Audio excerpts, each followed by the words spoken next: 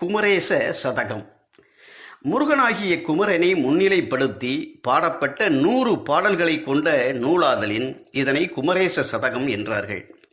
விளையுமொரு பொருள் மேல் 100 தளைய உரைத்தல் சதகம் என்பது இலக்கண விளக்கம்.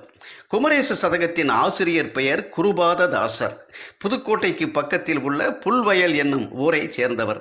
தன்னுடைய சொந்த ஊரில் உள்ள முருகன் மேல் பக்தி கொண்டவராய் சதகம் பாடி அதற்கு குமரேச சதகம் என்று பெயர் வைத்ததோடு தன் பெயரையும் குருவாகிய முருகன் குமரனின் திருநாமம் பிரதிபலிக்க குருபாததாசன் என்று வைத்துக் கொண்டார் போல் தெரிகிறது.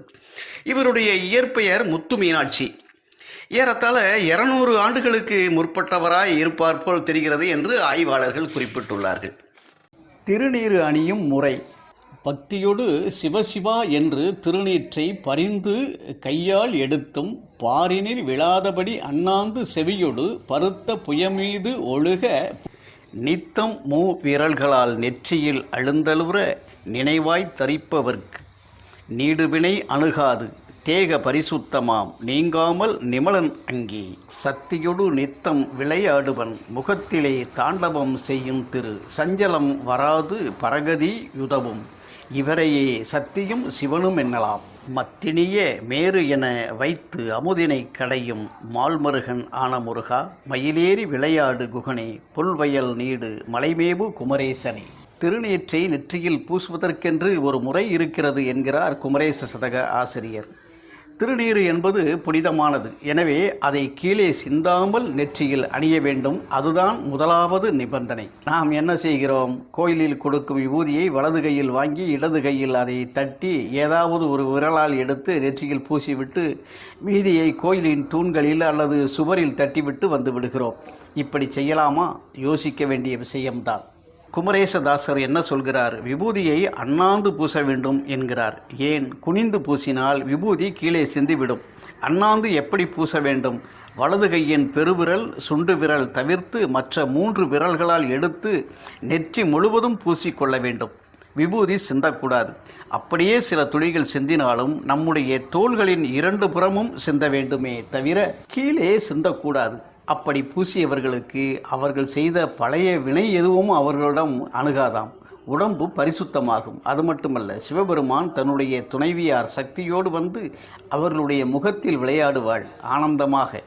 இதை தனது பாடலில் நித்தம் விரல்களால் நெற்றியில் அழுந்தலுற நினைவாய் தரிப்பவர்க்கு நீடுவினை அணுகாது தேக பரிசுத்தமாம் நீங்காமல் நிமலன் அங்கே சக்தியோடு நித்தம் விளையாடுவன் முகத்திலே என்று எழுதுகிறார். அது மட்டுமல்ல, திருமகள் அவர்களுடைய உடம்பிலே தாண்டவம் ஆடுவாளாம். சஞ்சலம் அதாவது மனத்துயரம் ஒருபோதும் வராது. பரகதி உதவும் அதாவது நேரே சொர்க்கம்தான். இப்படி ஒழுக்கமாக திருநீறு அணிபவர்களை சிவனும் சக்தியும் இவர்கள்தான் என்று சொல்லலாமாம். அதை தாண்டவம் செய்யும் திரு சஞ்சலம் வராது பரகதி உதவும் இவரையே சக்தியும் சிவனும் என்னலாம் என்ற வரிகள் மூலம் அதை கூறுகிறார். சரி, 3 விரல்களால் விபூதியை பூச வேண்டும். எந்த 3 விரல்களால்? ஆள்காட்டி விரல், நடுவிரல், மோதிர விரல். இந்த 3 விரல்களால் எடுத்து பூச வேண்டும். பூசும்போது சும்மா பூசக்கூடாது. பக்தியோடு சிவசிவா என்று வாய்விட்டோ அல்லது மனதிற்குள்ளோ சொல்லியபடி பூச வேண்டும்.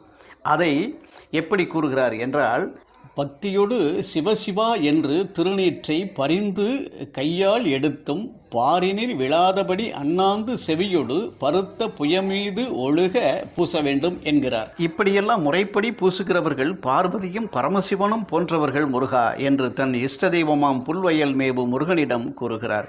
எப்படி மேருமலையை மத்தாக பயன்படுத்தி பார்க்கடலில் அமுதினை கடைந்த மால்மருகன் எம்பெருமான் நாராயணின் மருமகனை மயிலேறி விளையாடும் குகனே குமரேசனே என்று தனது பாடலை முடிக்கிறார்.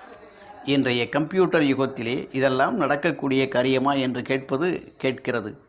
தாயாகி தந்தையுமாய் தாங்குகின்றவன் அல்லவா இறைவன். அவனை மனதில் நினைத்து எப்படி முடியுமோ அப்படி திருநீறு அணியுங்கள். வலது கையால் விபூதியை வாங்குங்கள். அதே கையில் உள்ள மோதிர விரலால் உள்ளங்கையில் உள்ள திருநீற்றை தொடுங்கள். அதே மோதிர விரலால் நெற்றியில் இடுங்கள். மீதி விபூதியை ஒரு பேப்பரில் மடித்து வீட்டிற்கு எடுத்துச் செல்லுங்கள். இது முடியும் தானே? மீண்டும் ஒரு பாடலில் சந்திப்போம்.